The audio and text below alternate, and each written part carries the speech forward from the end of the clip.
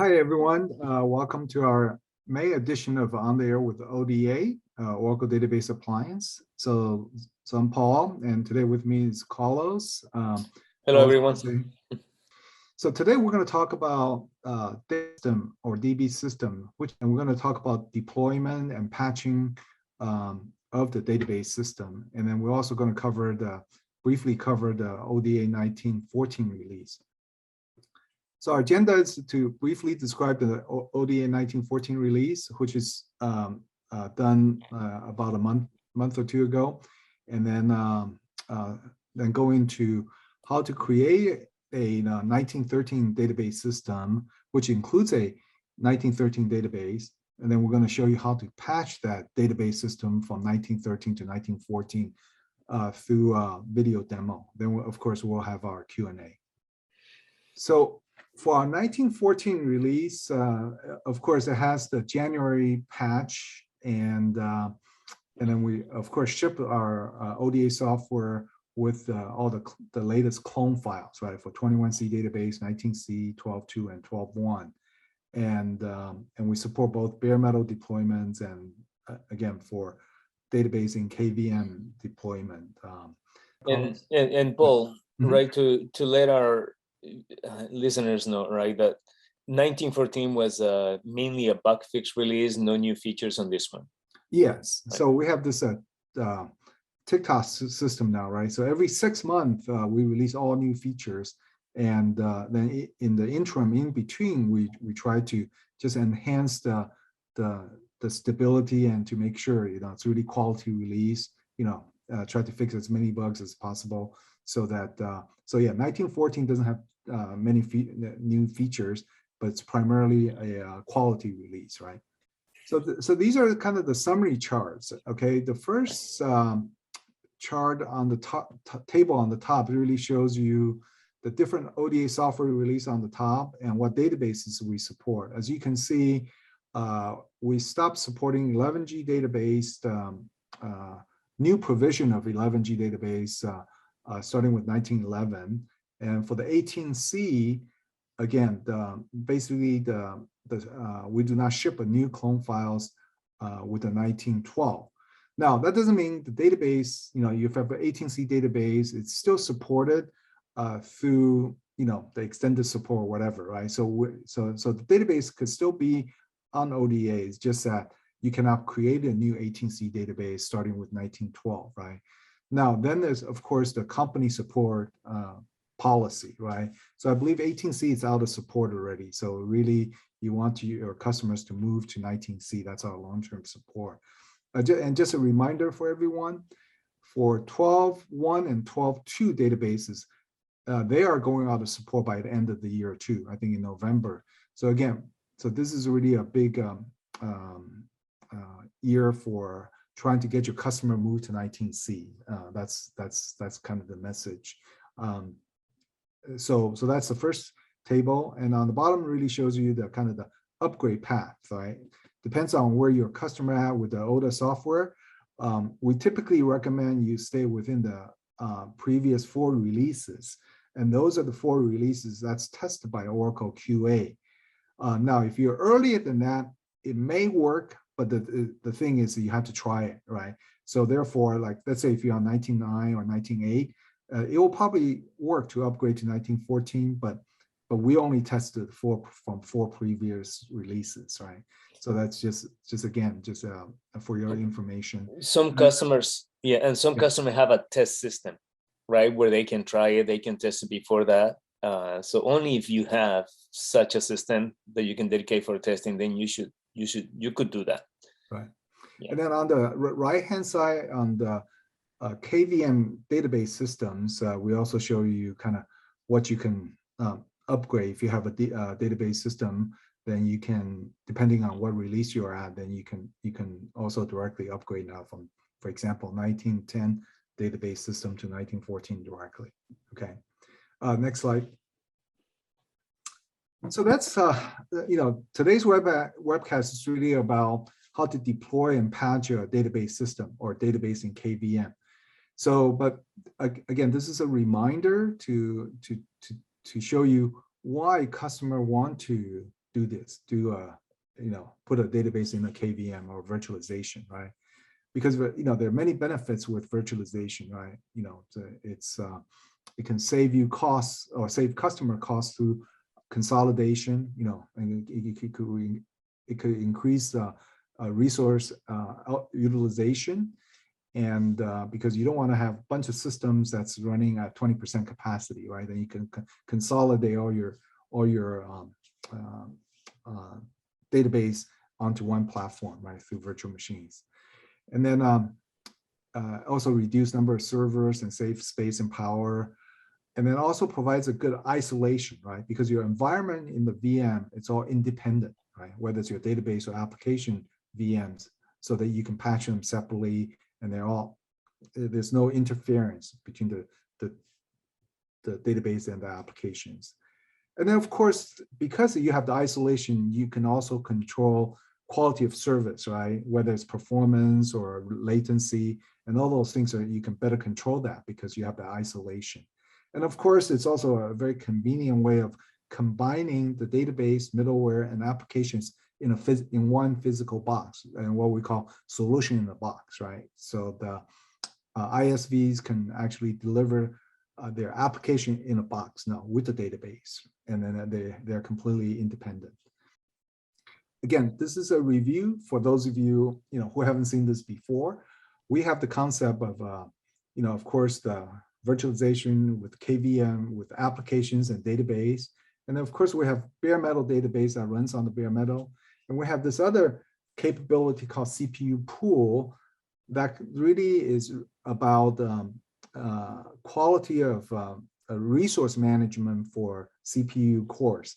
Now, CPU cores has nothing to do with license. So this is an illustration to show you the differences, right? So on number one, it's a bare metal configuration. All the databases are running on bare metal.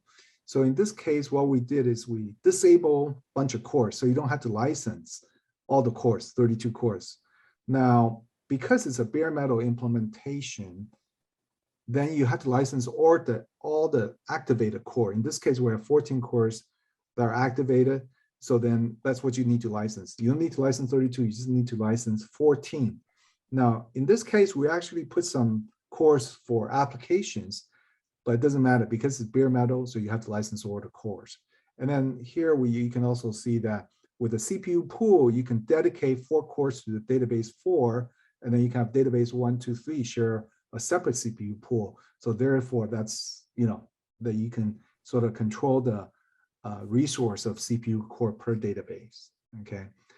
Now, the second case is kind of what we're going to talk about today, the virtualized environment. Now, in the virtualized environments, the CPU cores are treated a little differently. What happened is all the cores will be enabled in a virtualized environment, and that you can carve out the cores for database, what we call DB systems, right? Database in KVMs. And then application can also have its own virtual machines. So therefore, everything's virtualized. Here, actually, the benefits of KVM is that because it's a recognized hard partitioning technology for Oracle, so you only have to pay for the cores used by the KVMs, right? In this case, there are 2 KVMs sharing the CPU pool 1, so there's 6 cores. And then we have a database system 3 that has 4 dedicated CPU cores. Therefore, the total number of cores being pinned to the KVMs are 10. So even though 32 cores are available, you only have to license 10 cores. So that's a big benefit for customers, right? That can control license costs and provide all the virtualization benefits, right? Better utilization, better isolation, and quality of service could be enhanced by the use of CPU pools, okay? So here's just a high-level block diagram, right? We have the ODA that's in the bare metal. It has its own operating system and the grid infrastructure, which is clusterware and ASM, right? 1913 for the demo we're going to do. And then within the bare metal, you create the KVM virtual machines. And then in there, we have what we call the database system, right? That has its own operating system, Linux operating system, its own grid of very thin layer of grid infrastructure that talks to the bare metal grid infrastructure. And of course, the database is actually sitting in the KVM, the 1913.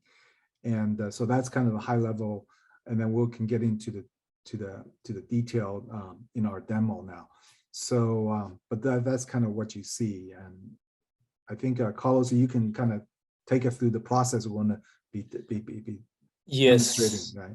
Yes. So these are the steps that we're going to be showing you in the demo today.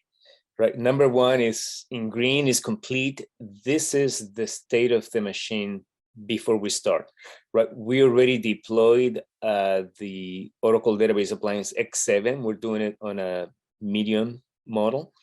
And we don't have a bare metal database, and there is no DB system. Right. So we only deployed the appliance, but we didn't create a bare metal database. Right. So on step number 2, right, we're going to create a 1913 database system with the database. And step number 3 and 4, you see that we're going to be doing the patching, right? Before we patch the DB system, right, we have to patch the bare metal from 1913 to 1914, and then we can do the DB system and database. And now these are the steps, right? More detail on what we're going to be doing. First, we're going to deploy the DB system with a 1913 database, and it's going to be, we're going to do it on the bare metal.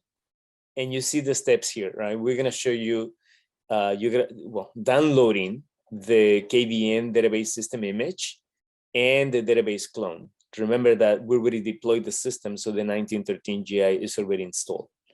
Right, then we update the repository with the KVM database system with the database clone, and then we go ahead and create the DB system with the 1913 database. So this is going to be that first step, right? Then next ones, when we patch the DB system and the database, we'll do this list of items on the left-hand side. We got to patch the bare metal, and you can see here, right? We got to download the 1914 server patch, the GI, and the database clone. We'll update the repository and we'll start running the steps, right? One step is do the update the DCS admin components and agent.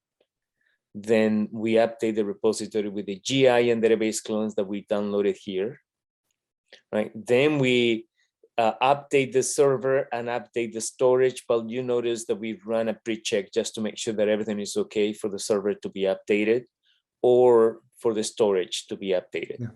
And this is all in the documentation. So we actually follow the steps through the documentation to make sure the documentation works, right? Just want to right. Yeah. And also it's recommended, right? It's you can run the pre-check before to fix any issues, just in case that something comes up, and if you need to patch a certain weekend, right, that you get some additional time to fix any issues that may pop up. Then the last step is going to be patching the DB system and the database. As Paul explained in the high-level diagram, right, that the DB system has its own OS, a thin GI, and the database. So we got to run this update the DCS admin components and agent, and we update the server, and then we can do update the database one. So that's what we're going to be showing you. And so this screenshot just reflects the state of the system right before we started. This is the X7-2M. It was running the DCS Agent 1913, and you can see here it was running 1913 basically. And also the instructions tell you go ahead and run describe DB system image. And we didn't capture this on video. That's why we took a screenshot to show it to you, right? That this is what it showed. And you can see here, the system is 1913. It tells you what are the supported versions, right? The DBVM is 1913, but there is no available version. You cannot create DB systems until you load the template, right? And then the GI is already loaded 1913, but there is no database clone. So you cannot create databases and you cannot create DB system, obviously, right? So those are the first steps that we're gonna do, and we're gonna show you on the video. Okay, so you're now looking at the video, and here, right, we wanted to show you when you go to the guide, then you can go to creating a DB system, right? And you can see the steps here, how it tells you that you have to download the KVM database template.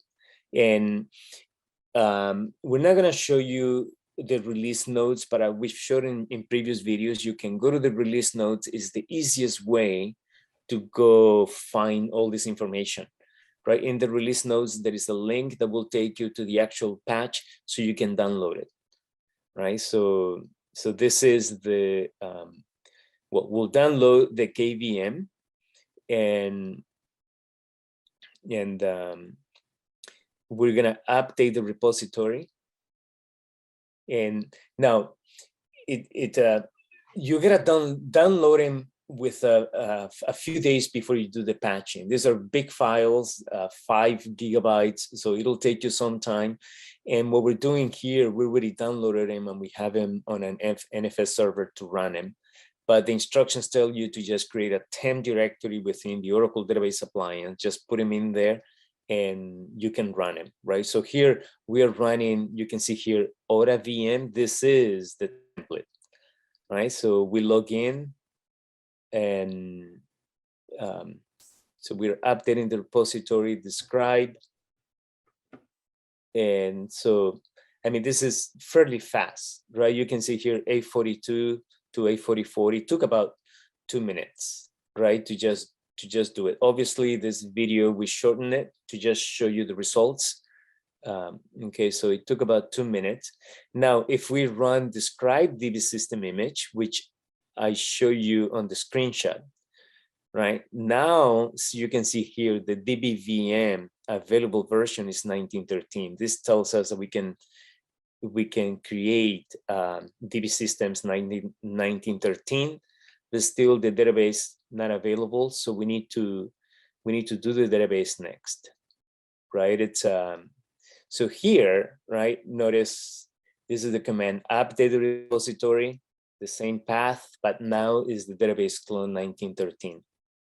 Okay, and the instructions give you all this path that you can just copy paste and plug in the path for the file, right? So we do the same thing. We describe the job to the status. You can see that it's still running here. After a couple of minutes, we run it again, and you can see it here that it took 847 to 848. So slightly over a minute to just to update the repository. Yeah, one thing I want to point out is that we're doing all this in bare metal, right? So just keep that in mind. So some of these things you have to just prepare in bare metal. Yes, that's a good point. And instructions tell you, right, when you go to the bare metal or you go to the DB system. Yeah. So now I'm running the describe DB system image again, and you can see here that the database can be created, right? So we can create all the DB system with the database. So now we're logging into our bare metal browser user interface. You can do this in the CLI as well, but we want to show you both, right? It's some customers prefer CLI only, but we want to show you both so you can see. In the DB system, so here is create DB system. And if you've created an Oracle Database Appliance or deployed an Oracle Database Appliance, you can see here, right, that you create the appliance, you provide the network information. So it's similar information, right? It's this is the only time when I'm going to show you these two slides here, the DB system and the network information. Then when we're going to jump to the database, straight to the database, right? So here we have this option where you can just choose a JSON format file that already have all the key information, that your networking settings, the DB system name, and so we're going to choose that. Okay, and I'll show you if you haven't done this, where to select where to save a file. So here we're choosing a DB system file, JSON format that we already had. And notice that I jumped the DB system and the network information. I came to the end of the screen, right? Because you don't need to see the previous information. But here is you select the user and group selection, and then you put in your database parameters, right? So in this case, that's the name that we're giving it, DBS1, DB1. Is the only database version is 1913, right? And we're gonna keep as a CDB, and then we're gonna keep all the other parameters here, the enterprise edition or LTP. So we put in the password, and this is the button that I wanted to show you, save configuration, right? If you click save configuration, it'll give you a JSON format file with all the information that you enter here. That way, if you want to create another one, then you already have, you don't need to re-enter all that information. You just load the file in the way that we did it. Okay, so then it's running. We go to the activity status. You just click on that link. Now, what I'm showing you here is after it is completed, right? So that you can see here, DB system, DBS1 creation. So this is our DB system, and you can see all the tasks that were done here, right? There's 5 pages of 5 tasks each. I'm just scrolling through the pages, and you can see here, right, that it was created at 8:53 and it ended at 9:29. So it took about over 30 minutes, right? It's to just create the DB system and the database. And so it's right there, 9:29. And now going to the appliance, going to the DB system, you can see there the DBS1, DB system. Here's the parameters, right, is 1913. You can see the number of cores that we put in we specify. It gives you the effective CPU set, and these are virtual CPUs. So there's 2 per core, right? That's why you see 4. And they are pinned, right, to those specific cores. The size that is created, the virtual machine name, and this link here that you see, VM host name, right? This is the link that will take you to the browser user interface for the DB system. Yeah. One comment I want to make here is that we did not use a CPU pool, so it creates its own internal pool with that random name up there in the CPU pool. So you don't have to specify one, but you could if you want to specify a CPU pool there.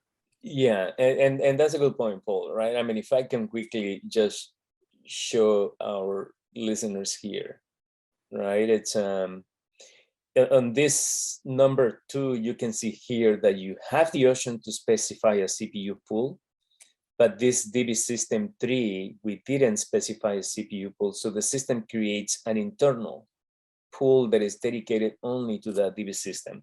So that's what you are seeing here, right? And now if we click on this one, right, it opened up another tab, and you just well, it's a new system, right? So we give it the new password, and right, and then we log in to the DB system, and this is our DB system.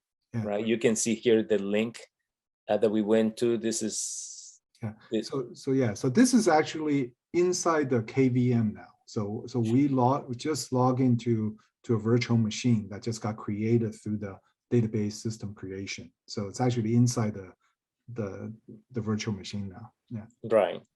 And this on the browser tabs, you can see it on the left, that's where our bare metal is. And this one right here on the right, this is the DB system. That's the name. Now, if we click on the database, this is the database that we specify to be created, right? And you can see here is a 1913 database. And so, I mean, and that's it, right? That was the step number 2. We created the DB system with the database. So obviously, well, once this is done, right, it's we're going to show you how to patch, right? That's number 3 and number 4. As I mentioned, we have to do the bare metal before we do the DB system and the database.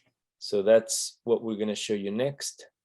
And so again, the guide, here it is, patching Oracle Database Appliance bare metal system.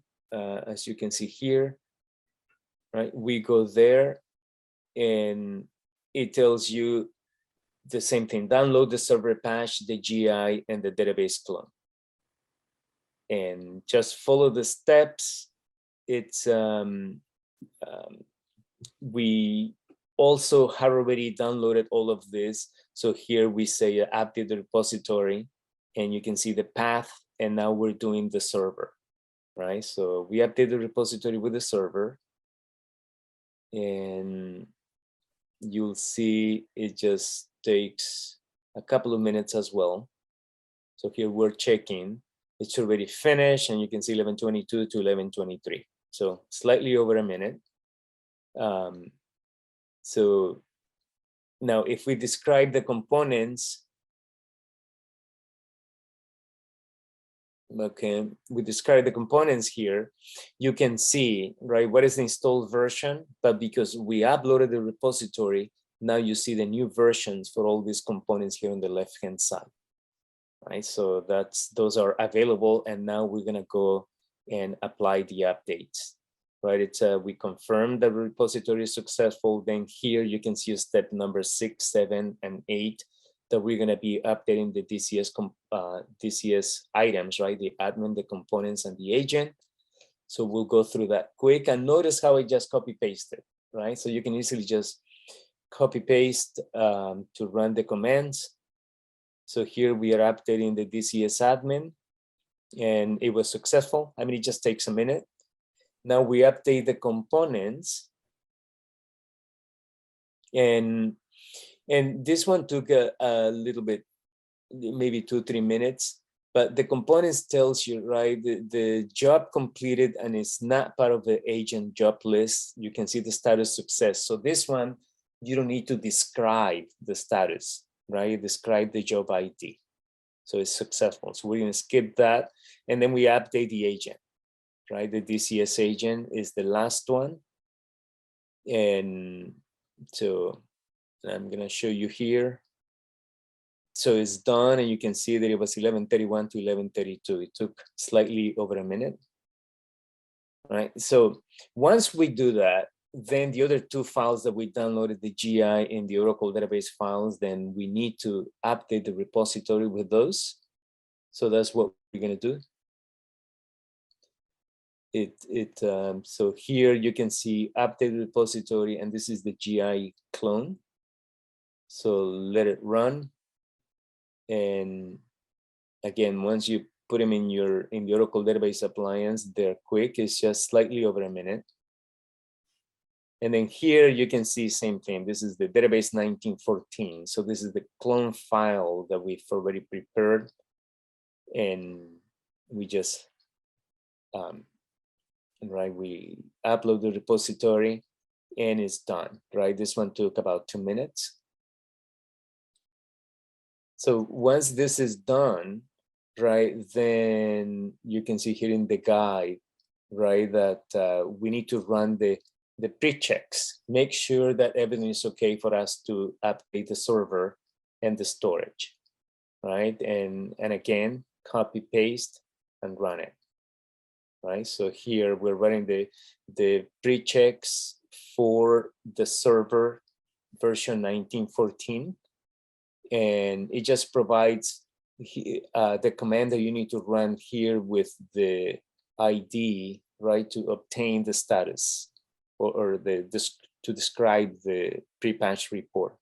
And you can see here everything that it's going to do, right? It does validation at the OS, the ILAM, the GI, and then ODA check. So right now you can see here that it's running, it's going to go through the ILAM. So we waited a few minutes, we run it again, and you can see that it was successful. We're going to show you all the time that it takes on all of this. right? But once it's successful, then we can go ahead and update the server, right? And you can see here the command. Again, we copy paste it and it just update the server to version 1914. Okay, so we're running that. Then it just says that it's going to reboot, but we described the task and it's still right. The last task, patch GI with RHP, is still running. We described later, and at this time it was still running. You can see that it's been running 11:49 to 11:57, so about 8 minutes. And right here, the connection is lost because the server rebooted, right? So once it takes about 3 minutes to reboot, 2 to 3 minutes. Once it does that, we log in again, right? And we're gonna run the same described task, the job. And you can see all the tasks that are run here to update the server, right? Everything in this case was successful. So, right, once that is done, then we go to the storage, right? You can see here in blue that SD is for storage, and we run the pre-checks again. Now, in this case, it's just gonna take a few seconds because there weren't any updates available, right? But just always follow all the steps just to make sure, just in case that there is something available. And here, right, it was successful. You can see 12:22. Well, we'll show you the time, but it was a few seconds. Now we can update the storage, right? Once we got the successful on the pre-check. And here the storage is done, right? And you can just see 12:23. It only took about 7 seconds because there wasn't anything to update in this case. Once this is done, then we can proceed and update the Oracle Database Home, right? Which will update the databases. This here that I highlighted, the configure DB home storage, it is only if you're running prior to 1911 versions. That's not the case for us, so we ignore that and we go to step 18, right, to just run the pre-check. Now here, right, I show you on the CLI when we uploaded the repository for 1914 what the available versions were for the components, but now that we finish all the updates, you can see that everything is up to date. Okay, so and I'll do the same thing on the CLI here, right? Describe the component. You can also see here that everything is up to date, right? So we're gonna run describe the DB system image. And now we wanted to show you here that now that we've patched the system to a 1914, notice that the DB VM, it says not available. So you cannot create a new DB system. You will need to load the DB VM template 1914 to be able to create new systems, right? But we already have a 1913, which we're gonna patch to a 1914. And you can see here, yeah. Okay, so that step number 3 is done. We're gonna do now the step number 4, right? And so here's, right, patching the Oracle database, and this is the patching the DB system, right? You just go to that section and you can run ODA CLI list available patches. And here it just tells us, right, that we're running 1914 and the available database versions that we can create and which are the supported database versions. Okay. Now we're going to connect to the DB system so we can do the update to the DC items, the admin, the components, and the agent.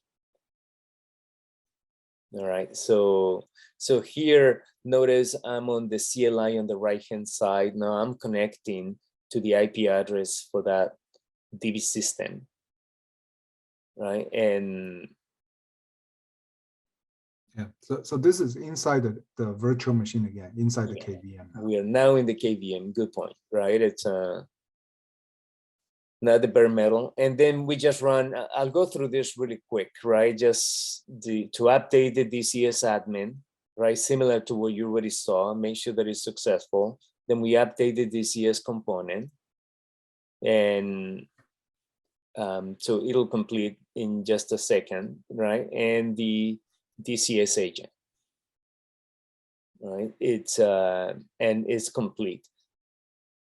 So all those three items are done, and now, right, we need to update the server, but you have to run the pre-checks, right? So we run the same pre-check report for the DB system, right? Get the update. Here you can see that it's running. So we waited a few minutes, run it again, and then it's done, right? And we'll show you all the time again. But once everything is successful, then we can go ahead and update the server, right? So here is updating the server to version 19.14. And again, it'll get disconnected when it's done. It's still running. Here, still running. And it's only been about 6 minutes, 5 minutes. And here we lost the connection, right? It's rebooting.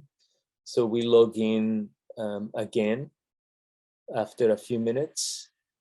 And now that the server is updated, now we can go and do the database home, right?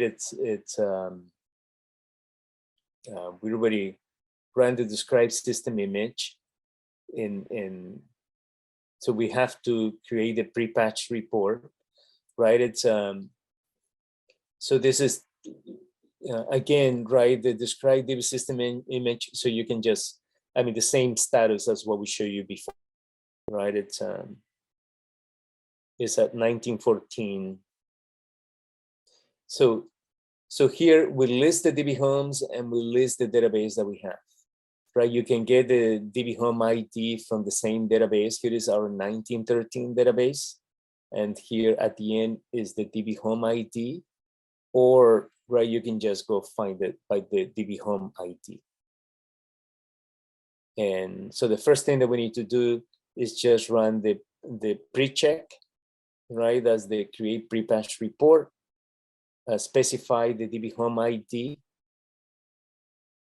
version 19.14, and it'll just do checking to make sure that that everything is okay to be updated or patch. And here are the steps that we run. So it's still running. So get right, and here it completed. You can see that everything was successful in this case. So we can proceed with updating now patching the database home, right? So this is ODA CLI update DB home. We get the ID, specify, right, version 19.14, and it'll just go through the update process. We describe it, and you can see here, right, that everything was successful, all the different tasks that were done to update it. And now I'm logging into the DB system. Actually, yeah, so we can see, right, that it's 19.14. Right, the database, this is the DBS1, DB1. It is now 19.14, it's been updated. And you can see here, right, DBS1, 19.14. Here is the DBS, well, the same database. Here is the database home, right? We have two homes now. It's a 1913 and a 1914 home. right? There is a 1914. And now here on the left tab, I'm gonna click on the bare metal system. So you can just see that it was also patched to 1914, right? So, I mean, this is now complete. We've patched the DB system and the database, right? So now we can go back to, we were right here.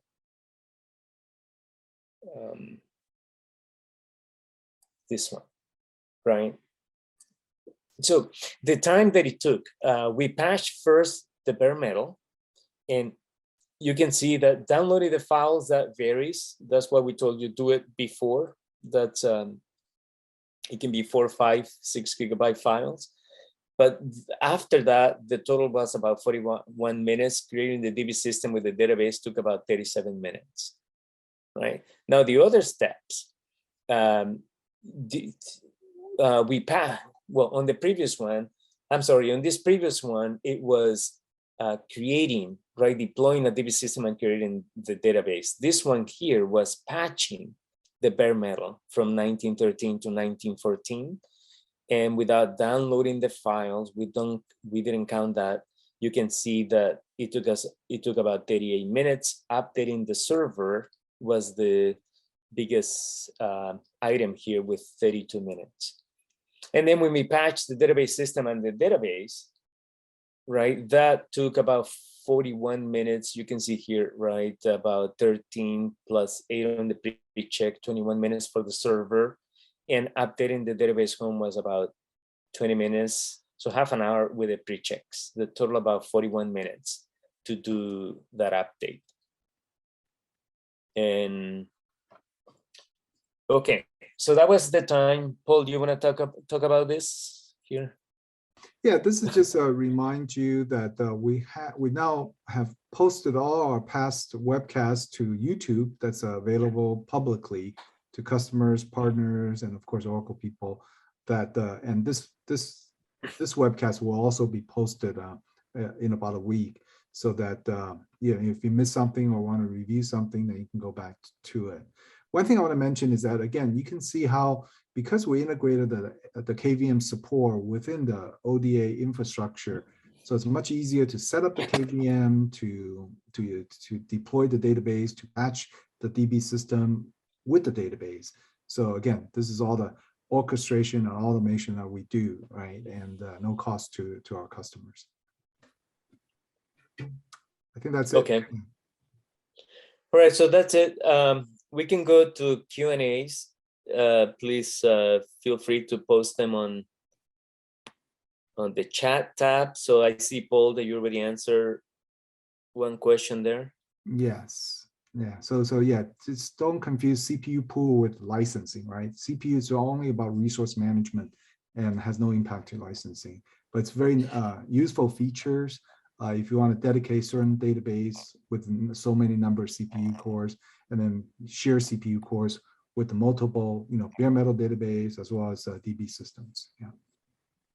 And I want to just remind, right, our listeners that if you go to docs.oracle.com and then select the Oracle Database Appliance, there is a licensing document, and in there you'll find the official commands that you need to run to determine the number of licenses that are required, right? So even though this CPU pool is determining that these KVMs will never use more than 6, right? You need to run some commands at the KVM level to determine the CPU cores that are licensed.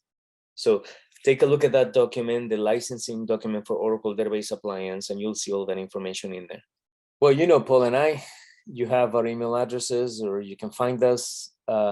For customers who are listening, if you can go talk to your sales representative, they'll be able to reach out to us as well if you have any questions, or if you need any additional information, you want a meeting, just feel free to reach out to them and we'll help you. Anything else, Paul, to mention? Or? No, that's it. Okay. Yeah. Well, thanks for attending, everyone, and we'll see you in the next on the air with ODA next time. Then. Thank you.